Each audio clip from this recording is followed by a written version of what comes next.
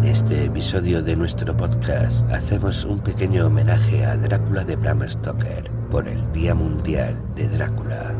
¿Quién convirtió a Drácula en vampiro?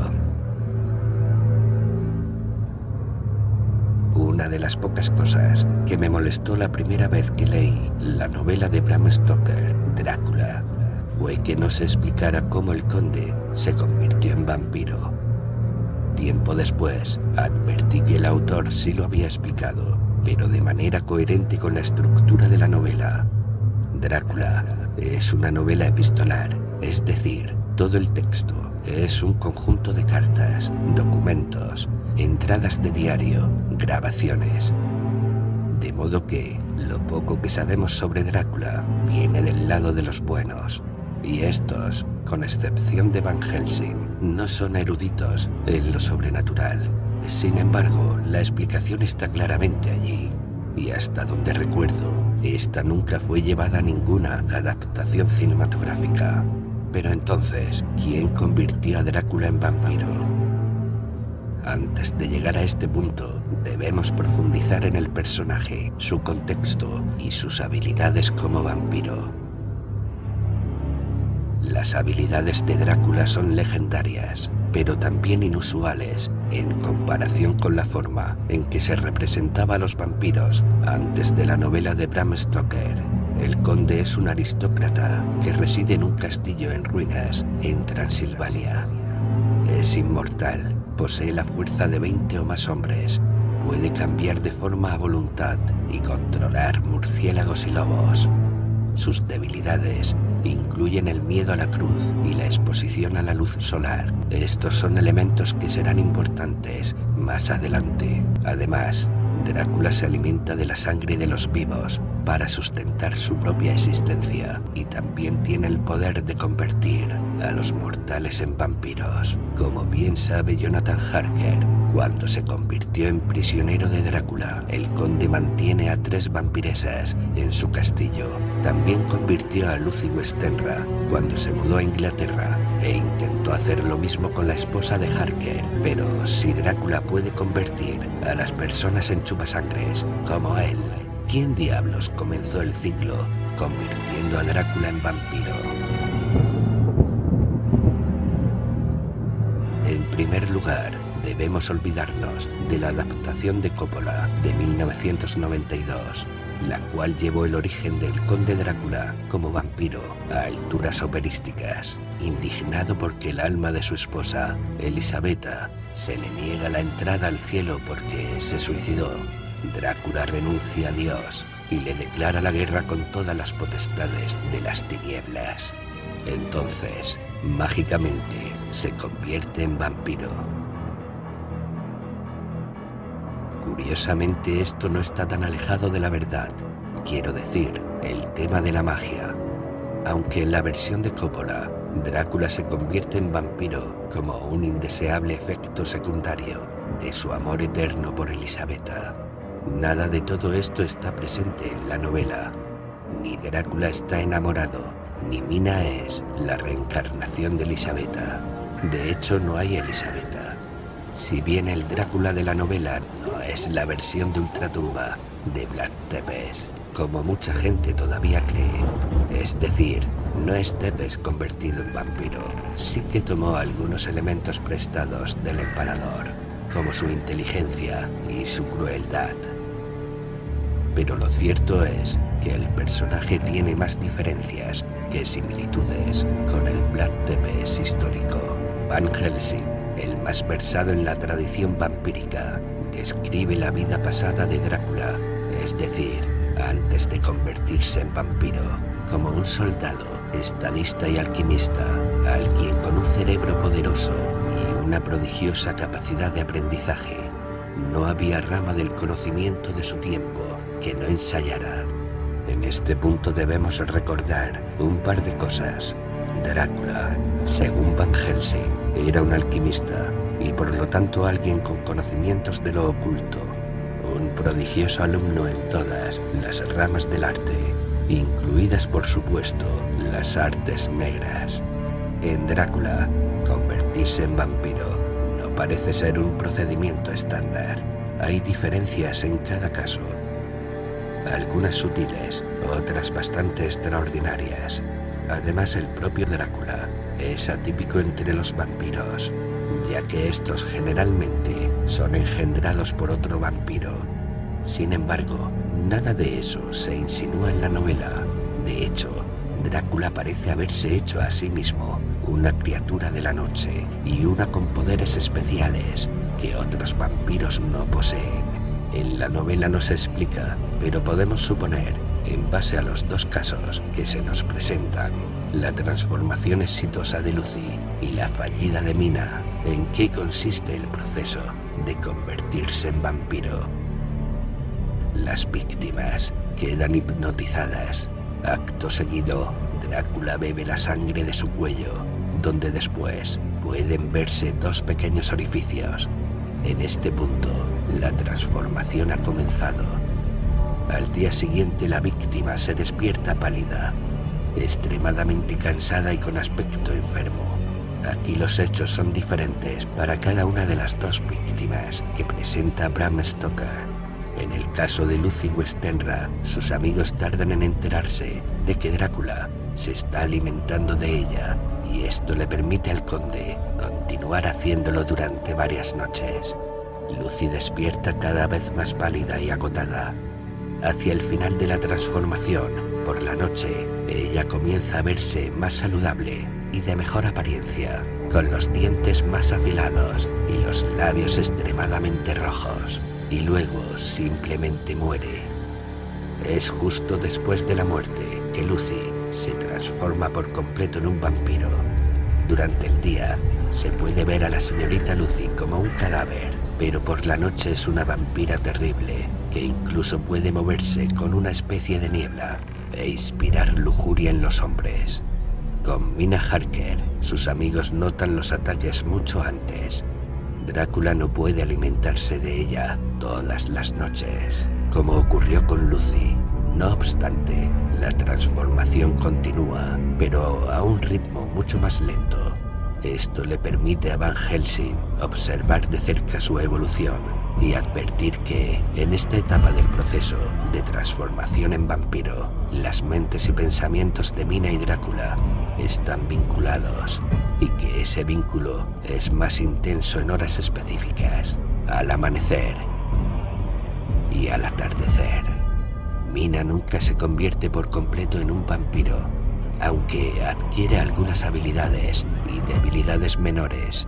Cuando los cazadores matan a Drácula, la transformación de Mina se detiene y el proceso se revierte. Esto parece demostrar que la transformación en vampiro, dentro del contexto de la novela de Bram Stoker, no es completamente biológica, sino que incluye otros elementos.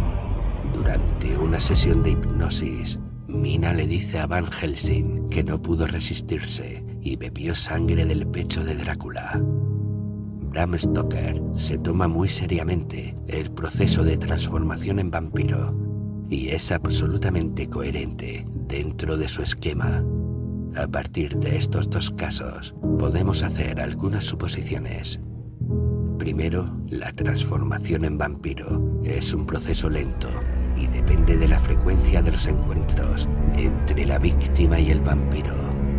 Segundo, que en estos encuentros la víctima no tiene el control de su cuerpo. Tercero, que el vampiro se alimenta de la sangre de la víctima, así como ésta bebe la sangre del vampiro. Dicho esto, hay algunas leyendas medievales, en particular la de los Strigoi, donde el vampiro también extrae progresivamente la sangre de su víctima, luego obligándola a beber la suya hasta sustituir la sangre viva por la sangre de no muerto. Pero esto no parece ser el caso en Drácula, donde solo sabemos que Mina bebió un poco de sangre. En cuarto lugar, en las primeras etapas, la víctima se enferma, se la nota extremadamente cansada y pálida. Como quinto apunte, en las etapas finales, la víctima varía entre dos estados que podríamos denominar gentilmente casi muerto durante el día y casi vampiro durante la noche.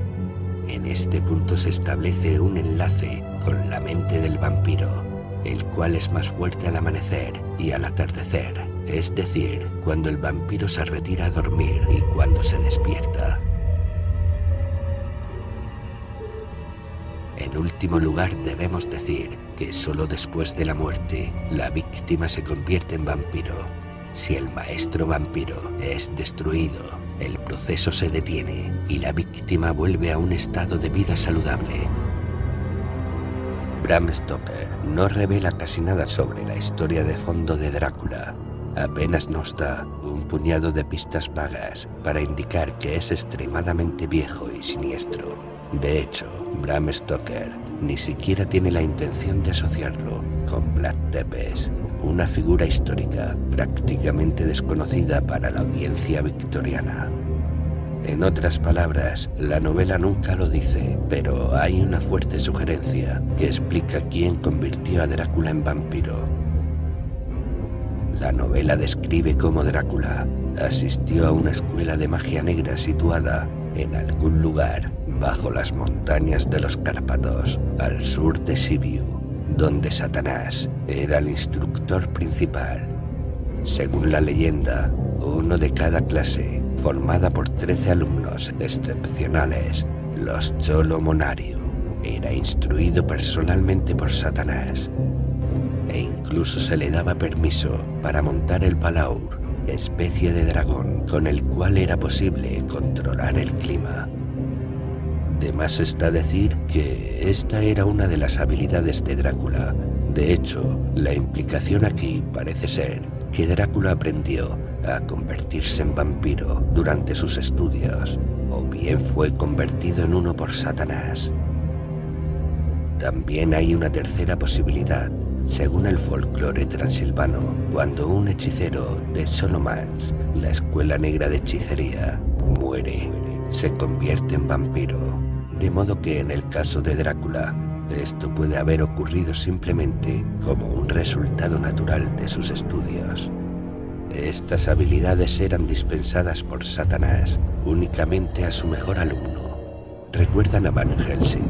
Este afirma que el conde era un alquimista y que además contaba con un cerebro poderoso y una prodigiosa capacidad de aprendizaje. Más sugerente es que la escuela de Solomans estuviese situada bajo tierra y, según el folclorista rumano Simion Florea, sus estudiantes no estaban expuestos a la luz del sol durante los 7 años que duraba su estudio. Drácula, por supuesto, necesita descansar en un ataúd lleno de tierra y la luz del sol es letal para él. Podemos estar completamente seguros de que Bram Stoker conocía a fondo la leyenda de Solomans, por supuesto, y de hecho, sus principales fuentes sobre el folclore rumano fueron las obras de Emily Gerard, Supersticiones de Transilvania, de 1885, y La tierra más allá del bosque, de 1887, y en ambas se habla extensamente sobre Solomans. No cualquiera podía ingresar en Solomans. Los alumnos eran reclutados de la población local de acuerdo a sus habilidades y aptitudes para lo oculto. Algunas leyendas hablan de 7 alumnos, otras de 10 o de 13. Las materias eran sumamente interesantes. El alumno aprendía el lenguaje de todas las criaturas de la noche, de modo tal que pudiera someterlas y darles órdenes directas. Drácula controla fácilmente a los lobos y murciélagos. También se enseñaba a dominar y controlar dragones. De hecho, los nigromantes franceses se refieren a menudo a Solomans como la escuela del dragón. Recordemos que el nombre de Drácul significa dragón y Drácula, hijo del dragón. Tal vez una referencia al conde como alumno de Satanás. Algunas fuentes agregan que los alumnos de Solomans recibían instrucciones sobre cómo lanzar hechizos mágicos y específicamente sobre cómo controlar el clima, causando tormentas y tempestades, algo en lo que Drácula es experto. Según Emily Gerard, la fuente principal de Bram Stoker, Solomans estaba en un lugar no especificado en lo profundo del Cárpatos, pero el dragón vivía en un pequeño lago en la cima de una montaña, al sur de Hermannstadt, en el centro de Rumanía. Con esta leyenda de fondo, volvamos a Drácula. Si bien Van Helsing era un hombre versado en la tradición sobrenatural, no es un experto en vampiros, y mucho menos un erudito en el folclore rumano. Por eso en la novela consulta a un especialista, un sabio húngaro llamado Arminius. Arminius conoce los orígenes de Drácula y le comenta a Van Helsing que el vampiro debe ser ese voivoda, Drácula, que ganó su fama contra los turcos. No se refiere exactamente a Vlad Tepes, sino más bien a un miembro de la familia.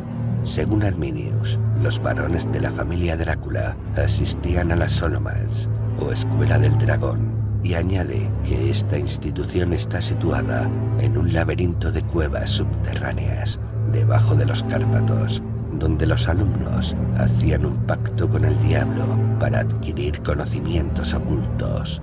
Bram Stoker obviamente vio en la referencia de Gerard una posible explicación de cómo Drácula se convirtió en vampiro, y esta es la única pista que da en cualquier parte de la novela. En su artículo, Emily Gerard habla de Solomons como una escuela donde la gente aprendía los secretos de la naturaleza, el lenguaje de los animales y todos los hechizos mágicos. Tal como los enseña el diablo, solo se admiten 10 eruditos a la vez, y cuando el curso de aprendizaje ha expirado, y 9 de ellos son liberados para regresar a sus hogares, el 10º erudito es retenido por el diablo como tributo a sí mismo. Entonces, Drácula se convirtió en vampiro, según Bram Stoker, durante o después de sus estudios en Solomons.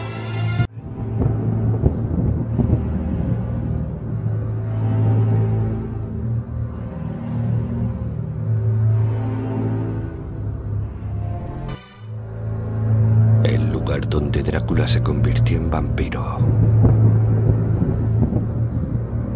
En el capítulo 18 de la obra de Bram Stoker podemos leer: los Drácula, dice Arminius, eran una raza grande y noble, aunque de vez en cuando tenían tratos con el maligno.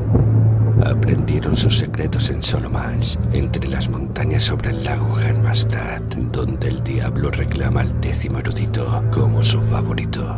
Y en el capítulo 23 podemos leer: Drácula se atrevió incluso a asistir a las Solomons, y no hubo rama del conocimiento de su época que no ensayara. Los solomonarios son altos, de cabello rojizo, y visten con largas túnicas andrajosas. Cuando no están aprendiendo magia negra o ayudando al diablo en alguna fechoría, se les ve pidiendo limosna y fácilmente pueden pasar por mendigos. También tienen algunas posesiones preciosas, entre ellas una bolsa, un hacha de hierro con la cual conjuran al trueno, una varita de corteza de abedul con la que previamente se ha matado a una serpiente, un libro que contiene todo su conocimiento y que en algunas versiones es la verdadera fuente de su poder. Con este aspecto andrajoso, a veces simulando ser lisiados o ciegos, los Solomonaurius se mezclan con la población local. Con esta leyenda de fondo, volvamos a Drácula. Según Arminius, los varones de la familia Drácula asistían a las Solomons, o Escuela del Dragón, y añade que esta institución está situada en un laberinto de cuevas subterráneas, debajo de los Cárpatos, donde los alumnos hacían un pacto con el diablo para adquirir conocimientos ocultos. Solo se admiten 10 eruditos a la vez, y cuando el curso de aprendizaje ha expirado y 9 de ellos son liberados para regresar a sus hogares, el 10º erudito es retenido por el diablo como tributo a sí mismo.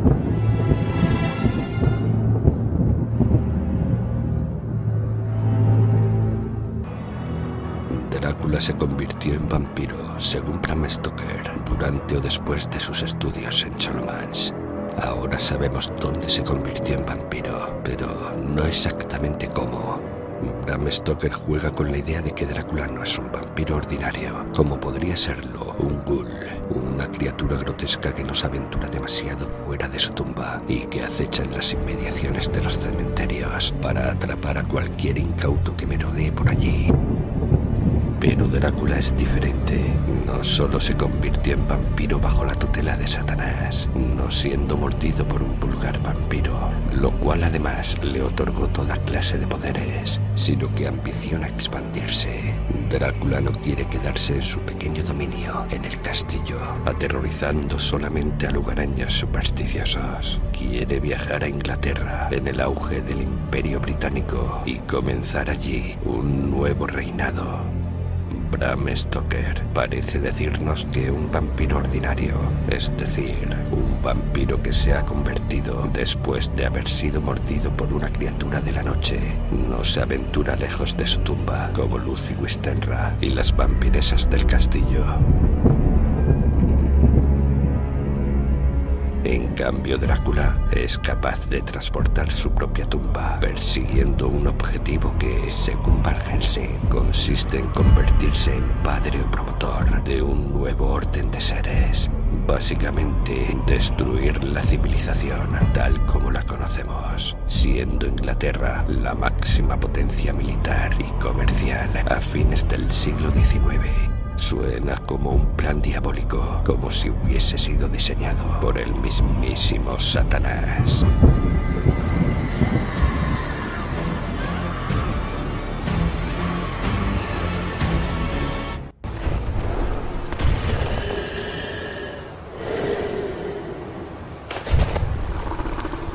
Drácula es el general de la avanzada de Satanás sobre la civilización. Después de todo, tal vez ese era el objetivo de Solomons, encontrar al ejecutor idóneo de los planes del maligno. Harker es el único que llega a darnos un atisbo de esta obsesión de Drácula con su plan diabólico. Al comienzo de la historia, Harker se percata de que Drácula tiene un perfecto dominio de la lengua inglesa, a pesar de que el conde insiste de que solo es un mero aprendiz.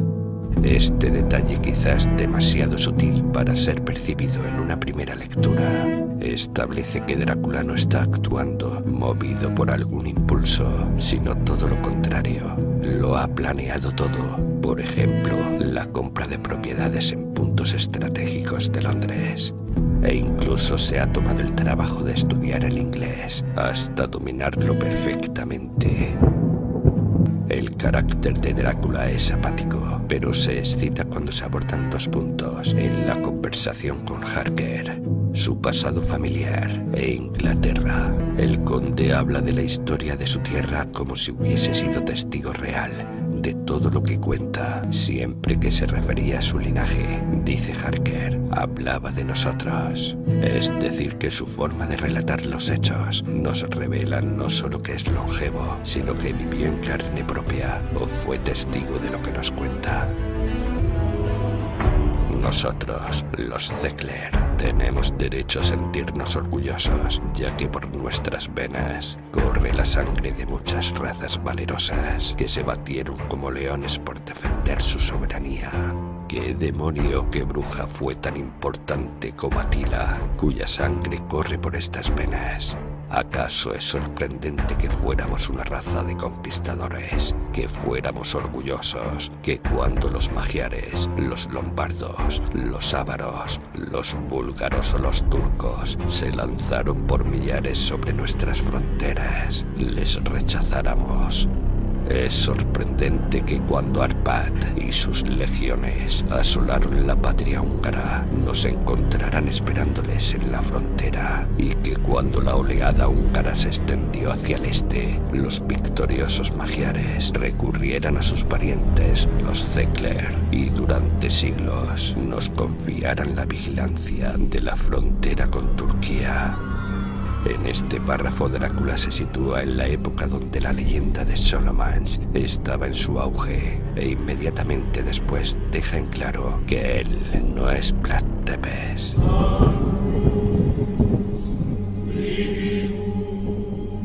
Drácula no es Vlad Tepes. ¿Quién sino uno de mi propia estirpe fue el que cruzó el Danubio como voivoda y venció al turco en su propio terreno? Por supuesto que fue un Drácula.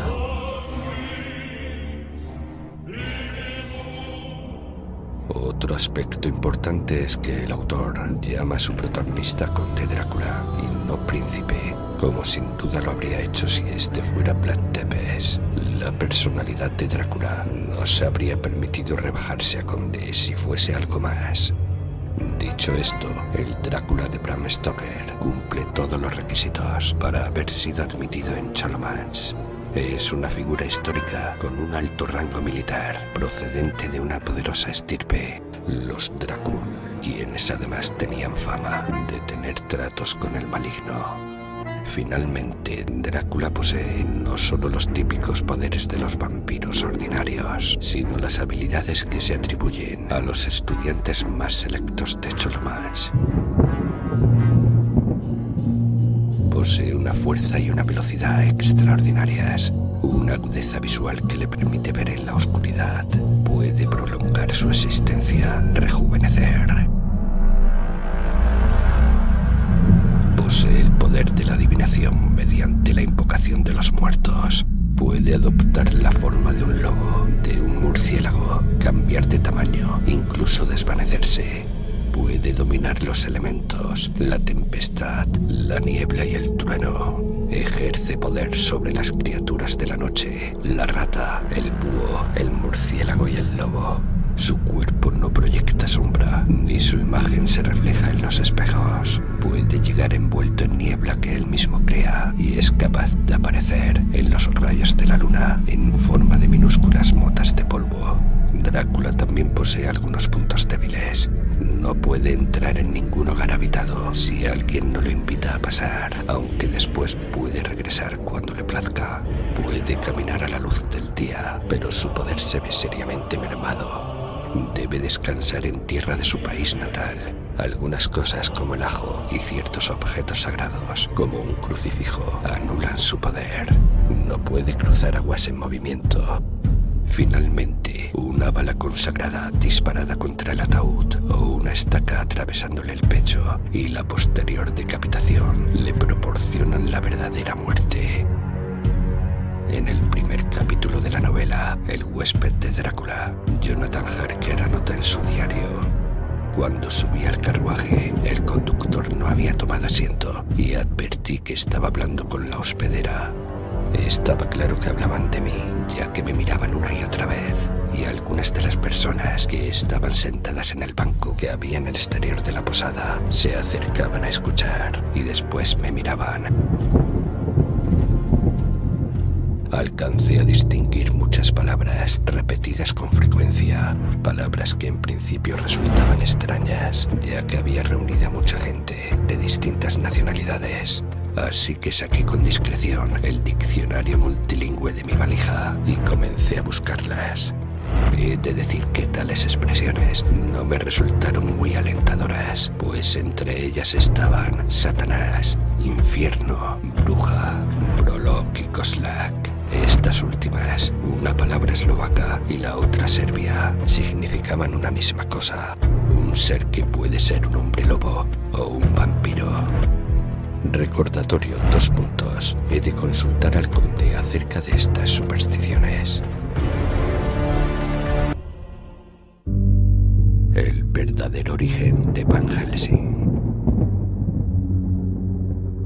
Todos los amantes de la novela de vampiros seguramente estarán familiarizados con la figura de Abraham Van Helsing, aquel médico y místico de la novela de Bram Stoker, Drácula.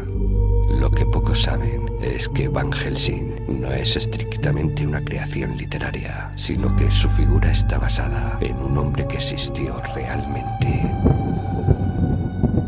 No nos referimos a Montague Summers. El Abraham Van Helsing de Drácula es un reconocido médico holandés de edad avanzada que se doctoró en medicina, filosofía y letras. Su intervención en la novela se produce cuando es convocado por el Dr. Sigward, un antiguo alumno suyo, para que lo asista en el tratamiento de la misteriosa enfermedad que aflige a Lucy Westenra.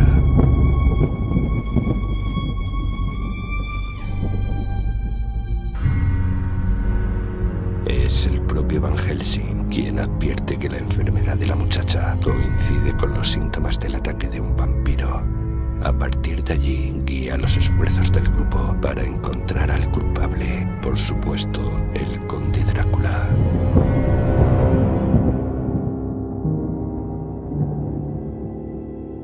Ahora bien, Bram Stoker jamás hace de Abraham Van Helsing un experto en vampiros, y mucho menos en un cazador que conoce las estrategias y artilugios de estas criaturas de la noche. Su viejo estudiante, el Dr. Seward, acude a él porque la enfermedad de Lucy lo ha desconcertado y porque considera que Van Helsing conoce mejor que nadie los síntomas y tratamientos para enfermedades extrañas. Nunca menciona directamente el vampirismo. Esta calidad de experto en vampiros se instaló paulatinamente a través de las innumerables adaptaciones de Drácula.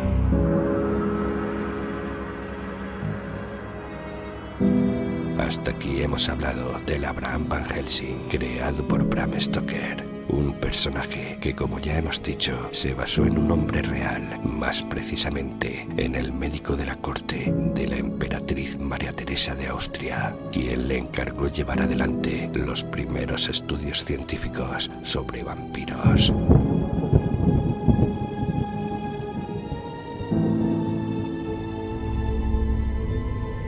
Su nombre era Gerard Van Swieten, que vivió entre los años 1700 y 1772.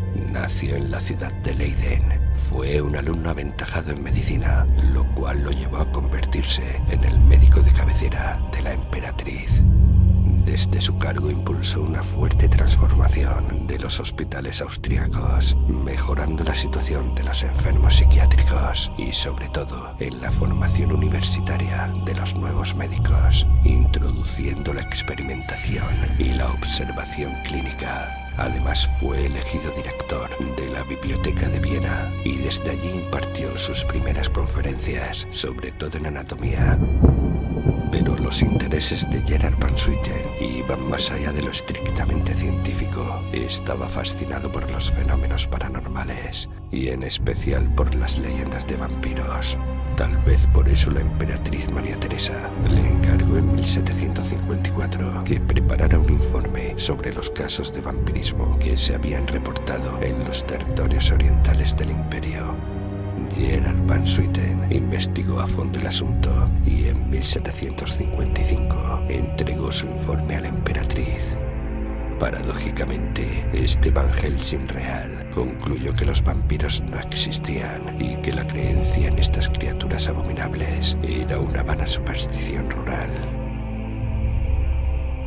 El informe sobre vampiros de Gerard Van Swieten no tuvo propósitos meramente ilustrativos. María Teresa no estaba interesada en los vampiros como emergentes del folclore local, sino debido a la cantidad formidable de denuncias de profanaciones y exhumaciones ilegales que se realizaban bajo el pretexto de que los ocupantes de esas tumbas eran vampiros.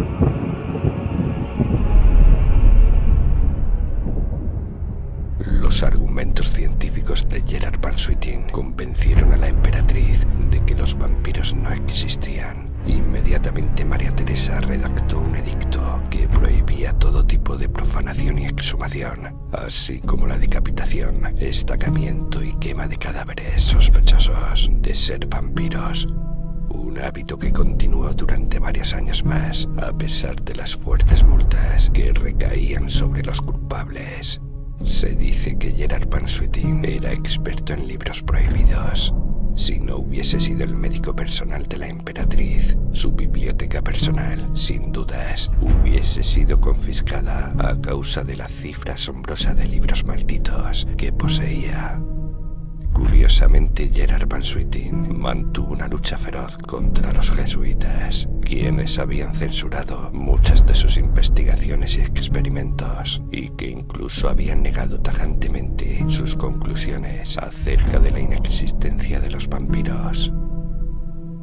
Eruditos de la historia sostienen que, en realidad, Gerard Van Swieten creía firmemente en los vampiros, pero que negó su existencia para alterar las comisiones onerosas de los jesuitas, a menudo encargados de supervisar la exhumación de cadáveres y de fabricar ricas y sacrosantas estacas de madera de fresno.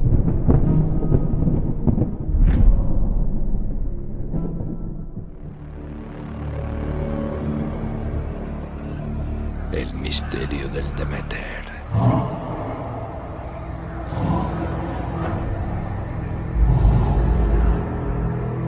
Análisis de un capítulo de Drácula de Bram Stoker. En Macabra Visión, hoy analizaremos el último viaje del Demeter, aquel barco de bandera rusa que transportó a Drácula desde su tierra natal en Valaquia hasta la ciudad costera de Whitby, Inglaterra, en la novela de Bram Stoker. Repasaremos los puntos más interesantes del viaje y analizaremos lo que ocurrió a bordo. El misterio del Demeter.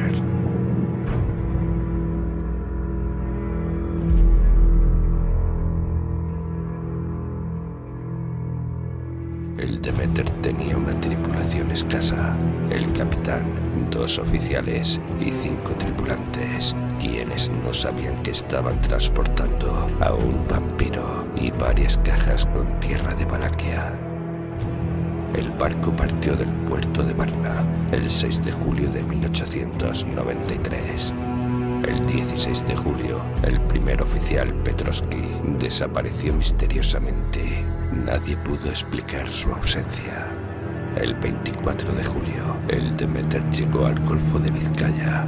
En este punto, otro miembro de la tripulación desapareció. Los marineros restantes registraron la bodega de carga, pero no encontraron nada más que cajas llenas de tierra. El segundo oficial desapareció el 29 de julio. La tripulación comenzó a sospechar que una presencia maligna estaba a bordo con ellos. A finales de julio, solo quedaban el capitán y un oficial. El 1 de agosto, el capitán buscó puerto, pero el Demeter estaba atascado en un misterioso banco de niebla. El oficial restante comenzó a perder la cordura.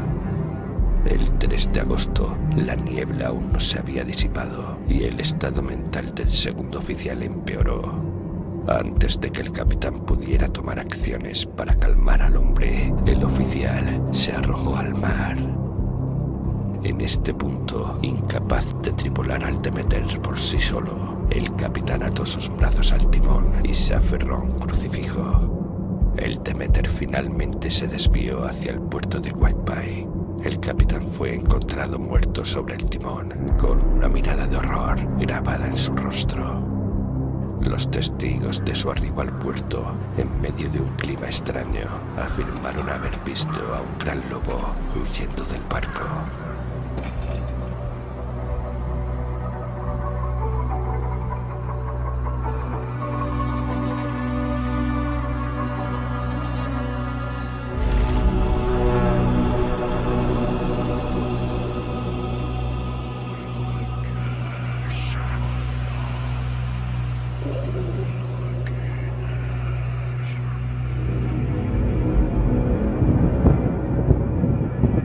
La bitácora del Demeter es uno de los episodios más interesantes del libro. De hecho, la historia del Demeter es la máxima expresión del gótico náutico. El nombre de la embarcación, Demeter, era la diosa griega de la fertilidad que rescató a su hija Perséfone del secuestro en el inframundo por parte de Hades. Este mito es una alegoría de la siembra de la semilla de maíz, que simboliza además el ciclo de la fertilidad, en el que la vida emerge de la muerte. En el caso de Drácula, Demeter también viaja al inframundo, Valaquia, la tierra del conde, pero no trae consigo la fertilidad, sino más bien la semilla del mal, representada por Drácula durmiendo en su cajón con tierra. En la novela gótica, los barcos funcionan como los castillos, las abadías o las viejas mansiones situadas en áreas remotas. Son espacios amplios pero claustrofóbicos, donde se acentúan los efectos psicológicos del aislamiento. En este contexto, el barco y la casa embrujada se comportan como organismos vivos que se alimentan de sus ocupantes o bien brindan resguardo para que lo sobrenatural exista en su interior. El uso de los barcos en la novela gótica se apoya en la precariedad y la peligrosidad de la navegación en aquellos años. Los marineros no se contaban ni entre los vivos ni entre los muertos, precisamente porque su trabajo consistía en desafiar los confines de la vida y la muerte en todo momento. Estar en el mar, dentro de la novela gótica, es estar tanto vivo como muerto. El Demeter no necesita ser espectral para resonar con las historias de barcos embrujados.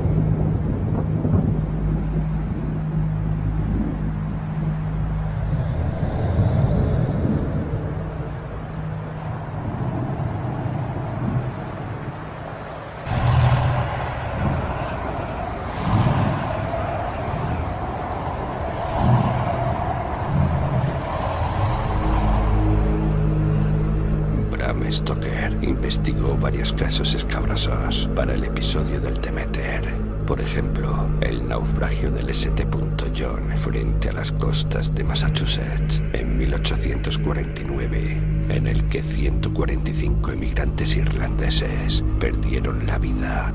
Y el caso de Essex, narrado escalofriantemente en la bitácora de a bordo por el primer oficial Owen Chase, donde los sobrevivientes recurrieron al canibalismo. Bram Stoker también se interesó en el Mary Celeste, un barco descubierto en 1872, intacto, pacíficamente abandonado, como si la tripulación simplemente se hubiese arrojado al mar. Y en la leyenda del holandés volador, un barco maldito que acecha eternamente en el Cabo de Buena Esperanza, condenado a no volver a casa ni a llegar a su destino colonial. El holandés volador, entonces, no puede volver a unirse a la tierra, ni puede hundirse. Es como vampiro, existe ni vivo ni muerto. En Drácula, el Demeter ocupa un estado de existencia similar al de los no muertos. Cuando por fin se reencuentra con la Tierra, no es un regreso sereno a la seguridad, sino un naufragio violento que desata el reinado del terror de Drácula. El conde Drácula contrata al Demeter para que transporte sus cajas de tierra y sin que la tripulación lo sepa, a sí mismo al puerto de White Bay. Cada noche Drácula emerge para chupar la sangre de la tripulación.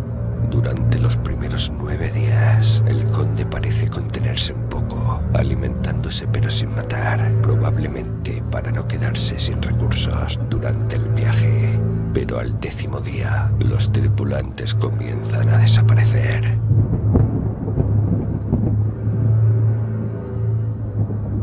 Como resultado de esta depredación, cuando el Demeter toca puerto, no hay tripulación. El periódico local realiza un informe de este episodio. El viento amainó por completo durante la noche y a medianoche hubo una calma mortal y un calor sofocante.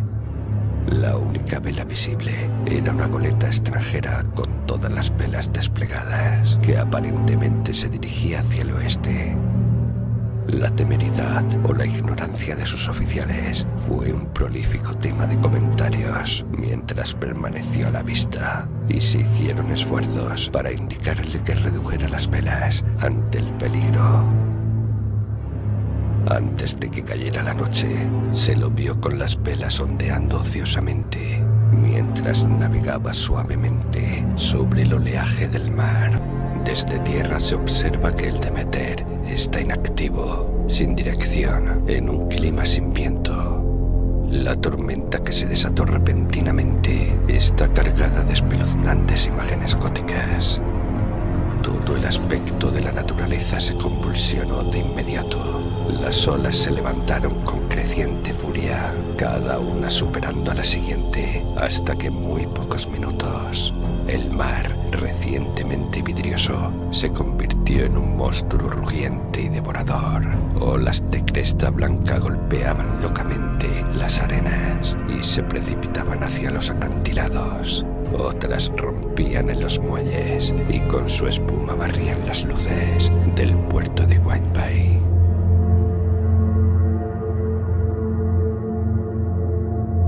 El viento rugía como un trueno y soplaba con tanta fuerza que era difícil que incluso los hombres fuertes se mantuvieran erguidos. Masas de niebla marina se precipitaron sobre el puerto como nubes blancas, húmedas y frías. Bastaba un pequeño esfuerzo de la imaginación para pensar que los espíritus de los perdidos en el mar estaban tocando a sus hermanos vivos con las manos sudorosas de la muerte. Y muchos se estremecieron cuando las coronas de niebla marina pasaron. La cita de la balada del viejo marinero de Samuel Taylor Coleridge, obra en la que los vivos se juegan el alma en una partida de dados con los muertos a bordo de un barco que solo es visible al atardecer, contribuye a dar un sentido de autenticidad al artículo periodístico al vincularlo a una historia literaria que realmente existe en el mundo fuera del texto. El lector entiende rápidamente la sugerencia.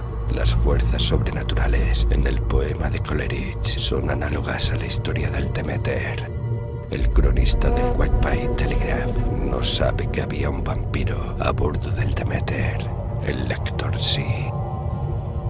El énfasis en la apariencia fantasmal de la niebla también señala el control que Drácula ejerce sobre el Demeter en este punto. Un manto que oculta el barco desde su partida del Báltico y el repentino cambio de viento que lo empuja milagrosamente a través de la estrecha entrada del puerto de Whitebay. Por supuesto, la niebla que cubre el Demeter, que parece moverse con nosotros, es creación de Drácula. Solo Dios puede guiarnos en la niebla, y Dios parece habernos abandonado. Anota de este modo el capitán.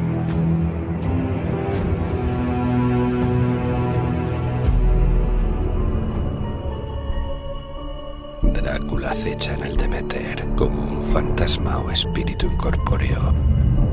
En la guardia de anoche, dice el primer oficial, lo vi como un hombre alto y delgado y horriblemente pálido. Estaba en la proa, mirando hacia afuera.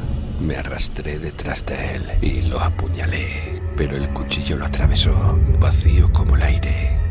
El mar es el único límite que Drácula no puede cruzar. Solo cuando el barco toca la costa puede saltar a tierra.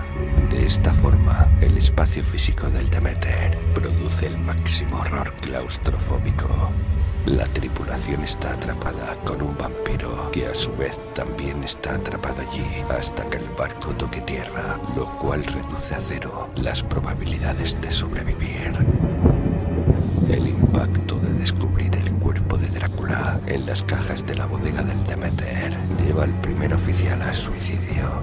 «¡Sálvame!», gritó y luego miró a su alrededor, al manto de niebla. Su horror se convirtió en desesperación y con voz firme dijo: «Será mejor que usted también venga, capitán, antes de que sea demasiado tarde. Él está aquí. Ahora sé el secreto. El mar me salvará de él. Y eso es todo lo que nos queda». Momentos después, se arroja por la borda. En el tramo final del viaje del Demeter, un reflector del puerto revela que hay un cadáver amarrado al timón, con la cabeza caída, que se balanceaba horriblemente de un lado a otro. Un gran asombro se apoderó de todos al darse cuenta de que el barco, como por milagro, había encontrado el puerto sin dirección, excepto por la mano de un hombre muerto. El guardacostas y un médico concluyen que el capitán se amarró al timón en vida, habiéndose atado sus propias manos, apretando los nudos con los dientes. También se encuentra un crucifijo entre sus manos, lo cual presumiblemente lo protegió de compartir el mismo destino que su tripulación, es decir, ser vaciado de sangre por Drácula y arrojado por la borda.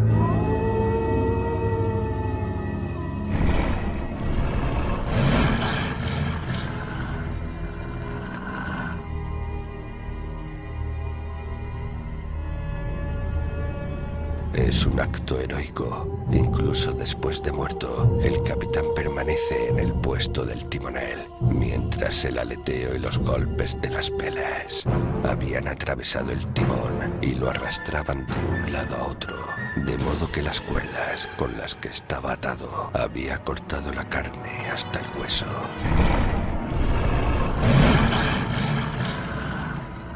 Drácula recibió un revés aquí. El capitán no murió bajo sus colmillos. El rosario lo protegió lo suficiente como para morir de otras causas. El movimiento del Demeter, impulsado por Drácula a través de la tormenta, reanima el cuerpo mutilado del capitán en una espantosa parodia de la vida. Este episodio de la novela subraya las preocupaciones de Bram Stoker por explorar ideas de poder, tanto natural como sobrenatural. La relación de Drácula con los fenómenos y fuerzas naturales, como el viento y la niebla, sugiere que las raíces de lo sobrenatural. Más tarde en la novela, Van Helsing sugiere que la existencia de Drácula puede explicarse por medios físicos, aunque misteriosos. De hecho, las explicaciones naturales y sobrenaturales compiten a lo largo de la novela, y la propia existencia de Drácula se encuentra en la frontera entre estos dos reinos.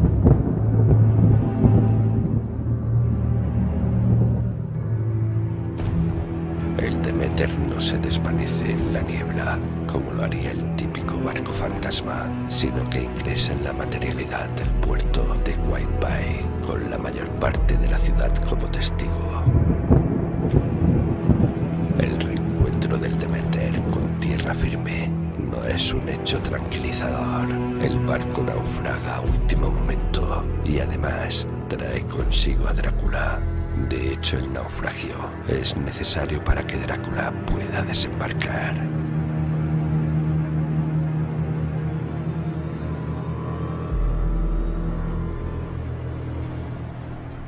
En el mismo instante en que se tocó la orilla, un perro inmenso saltó a la cubierta desde abajo, como disparado por la conmoción, y corriendo hacia adelante, saltó desde la proa a la arena. La crónica del periódico de White Bay habla de un perro inmenso, aunque probablemente se trataba de un lobo, una forma que Drácula asume en otras partes de la novela. Las preocupaciones exploradas en la historia del Demeter se resuelven al menos en parte en las últimas etapas de la novela, cuando Drácula huye de regreso a casa, nuevamente por mar. Van Helsing utiliza la conexión telepática entre Mina y Drácula para intentar rastrear el viaje de regreso del vampiro. Aquí nuevamente, los poderes de Drácula sobre la naturaleza lo ayudan y obstaculizan a sus perseguidores. Utiliza el viento para acelerar el viaje y oculta el barco con niebla. Por otro lado, Van Helsing despliega la ciencia moderna del hipnotismo para volver en su contra la conexión telepática de Drácula con Mina. Durante un estado de trance, Mina informa: nada, todo está oscuro. Puedo oír las olas golpeando contra el barco y el agua corriendo. Las lonas y las cuerdas se tensan y los mástiles y las vergas crujen. El viento es fuerte.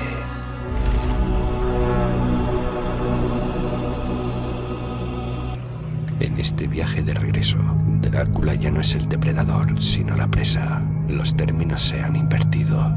El conde está escapando de Van Helsing. En lugar de intentar invadir Inglaterra, huye desesperadamente a su suelo natal. Sin embargo, no está vencido aún. El conde es astuto y usa los conocimientos de Van Helsing para confundir a sus perseguidores. Sabe que probablemente están monitoreando a Mina, por lo que le oculta que están llegando a Galtaz. Los cazadores suponen equivocadamente que Drácula está en la ruta Varna, pero nuevamente el equilibrio de poder cambia cuando Mina por fin descubre la ruta por la que el conde está siendo transportado de regreso a su castillo. Las ventajas que la modernidad otorga a sus perseguidores disminuyen a medida que Drácula se acerca a casa. El registro del capitán es vago, hay una ausencia de hechos concretos y el lenguaje utilizado es ambiguo. La nota de apertura, fecha del 18 de julio, establece lo siguiente: cosas tan extrañas están sucediendo que yo, el capitán, tomaré nota precisa de ahora en adelante. El misterio del Demeter queda lejos de resolverse completamente.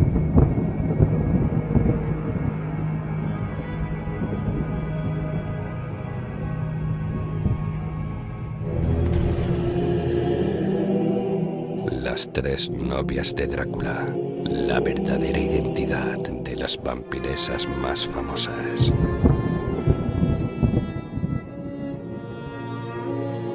Las hemos visto en muchísimas películas y leído, por supuesto, en la clásica novela de vampiros de Bram Stoker, Drácula. Tres mujeres vampiro capaces de enloquecer al hombre más atildado. Son las consortes infernales del conde. Pero, ¿quiénes son realmente las tres novias de Drácula?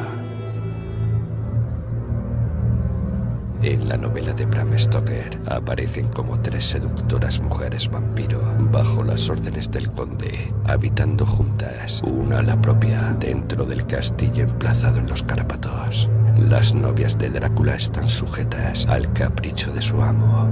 Según Bram Stoker, Drácula es el encargado de alimentarlas, casi siempre tributándoles a alguna joven víctima secuestrada de las comarcas de Transilvania.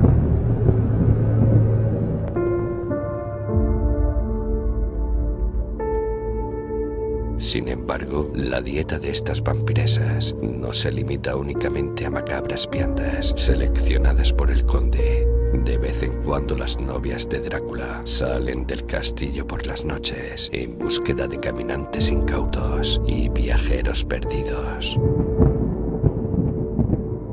En el tercer capítulo de Drácula, Bram Stoker sostiene que las novias de Drácula son solo tres vampiresas, dos morenas y una rubia. Desde luego, jamás se las menciona como novias de Drácula, aunque la naturaleza de aquel vínculo queda claramente establecido en la historia. Pero ¿por qué Drácula tiene su propio harem de vampiresas? Bram Stoker no hace mucho por describir a las novias de Drácula. Podemos asumir que son hermosas, pero también que el vínculo que las une al conde es tan antinatural como su existencia como no muertas. Es Jonathan Harker el único que hace referencia a algún aspecto físico de las vampiresas. Señala que dos de ellas poseen una nariz aquilina parecida a la del conde, detalle que el cine ha eliminado por cuestiones de pudor o censura, ya que insinúa que las vampiresas, de hecho, son hijas de Drácula. La intención de Bram Stoker resulta evidente al analizar la observación que realiza Jonathan Harker. Solo una de las tres vampiresas es la novia de Drácula. Las otras dos vampiresas son sus hijas. Esto queda expresado en el epíteto que agrupa a las tres vampiresas, las hermanas. Más allá del conde Drácula, los únicos dos personajes que tienen contacto con estas tres vampiresas son Jonathan Harker y el profesor Abraham Van Helsing. Ambos sienten una mezcla de atracción y repulsión en presencia de ellas. Harker las descubre durante un vagabundeo por los salones del castillo, ocultas dentro de una habitación de proporciones increíbles. Tal vez el antiguo salón de baile del castillo describe a la vampira de pelo rubio como la líder del grupo y la favorita de Drácula.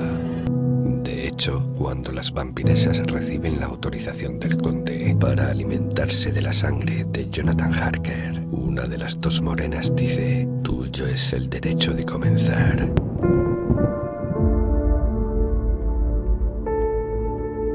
De esta forma queda establecido el derecho de la vampiresa rubia, la líder, a alimentarse primero. Más adelante, Bram Stoker asegura que una de las vampiresas morenas es la primera, dando a entender que es la más vieja de las tres hematófagas y acaso la consorte oficial. No es que Bram Stoker haya olvidado los privilegios de la vampiresa rubia. De su afirmación se desprende que la vampiresa más joven es actualmente su favorita. La relación de Drácula con sus novias no parece ser sencilla. Si bien el conde maneja todos los asuntos en el castillo, las vampiresas no dudan en interpelar e incluso en alzar la voz. En ningún momento se dirigen a él con el rigor de la etiqueta ni con demasiada educación. Todo lo contrario, incluso llegan a exigirle que las alimente en frente de un desconocido como Jonathan Harker. Al final de la novela, las novias de Drácula atacan el campamento de Van Helsing y Mina Harker, a quien llaman hermana, habida cuenta de que la muchacha se encuentra en proceso de convertirse en vampiro. Pero el atento profesor Van Helsing ha tomado la precaución de trazar un círculo mágico con agua bendita alrededor del campamento, limitando el ataque de las vampiresas al plano psicológico. Antes de ser rechazadas y huir, las vampiresas matan a los caballos y se retiran a los lóbregos sótanos del castillo. Al amanecer, el profesor Van Helsing ingresa en las catacumbas y acaba con ellas. Las novias de Drácula, al menos en la novela, carecen de nombre, al igual que el conde, quien solo brinda el nombre de la orden a la que perteneció en vida, Drácul, y un título nobiliario falso.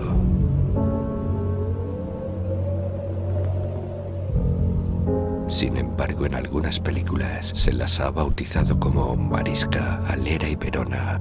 Drácula y sus amantes nunca confesarán sus nombres, así como el diablo calla eternamente su alma gramática. Oculta su verdadero nombre en el tetragramatón, el lenguaje de los vampiros.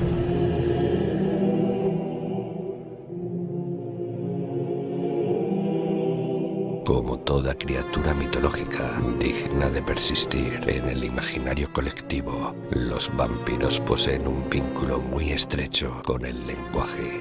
Pero más allá de eso, existe un idioma de los vampiros, un lenguaje propio que estudiaremos en próximos clips. Saludos macabros.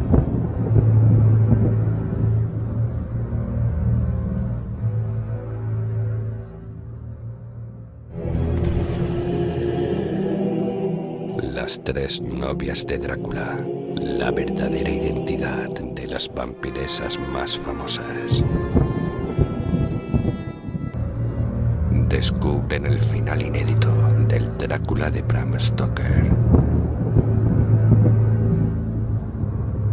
La obra clásica de Bram Stoker, Drácula, tuvo un impacto decisivo en la novela de vampiros tal como la conocemos, influenciando a muchos y estableciendo reglas específicas que toda historia gótica sobre hematófagos debe tener en cuenta para ser considerada como tal.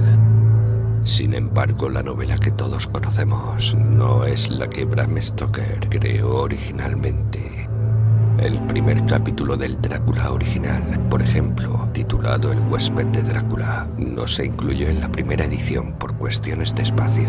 La novela funcionó tan bien sin ese episodio que ya no se lo volvió a incluir, salvo en ediciones especiales. Aquel relato es parte del diario íntimo de Jonathan Harker y cuenta sus primeras impresiones acerca del castillo de Transilvania y en especial sus relaciones clandestinas con las tres novias de Drácula. Lo que pocos saben es que no fue este el único episodio eliminado de Drácula, también a último minuto, aunque esta vez por cuestiones literarias y no de disponibilidad de espacio. Bram Stoker resolvió eliminar el último capítulo de Drácula, el cual solo se conservó en el manuscrito original desde 1980 en manos de un coleccionista privado. Bram Stoker resolvió eliminar el último capítulo de Drácula. No se trata de un episodio particularmente largo, aunque sí decisivo. Allí el castillo de Drácula se desploma tras la muerte del conde, enterrando para siempre las evidencias que Abraham Van Helsing habría podido utilizar para probar que los vampiros realmente existen. Nadie sabe si Bram Stoker consideraba la posibilidad de escribir una secuela de Drácula en el futuro, o si aquel episodio fue eliminado por sus peligrosas similitudes con el final del relato de Edgar Allan Poe, La caída de la casa de Usher. Lo cierto es que el capítulo final fue cortado de cuajo y quién sabe, tal vez eso marcó la diferencia entre un verdadero clásico de la novela gótica y otro libro ambicioso cuyo único mérito es haber copiado a Poe. A continuación citamos algunos párrafos del final inédito del Drácula de Bram Stoker. Mientras mirábamos, llegó una terrible convulsión de la tierra que sacudió las piedras y nos hizo caer de rodillas. En el mismo momento, con un rugido que parecía estremecer el propio cielo, todo el castillo e incluso la colina que lo sostenía pareció elevarse en el aire y luego expandirse en pequeños fragmentos, mientras una nube de espeso humo negro y amarillo creció con una rapidez inconcebible. Cayó entonces una solemne quietud sobre la naturaleza, mientras los ecos de ese trueno informe se dispersaban en el vacío, como si los cimientos de los cielos temblaran.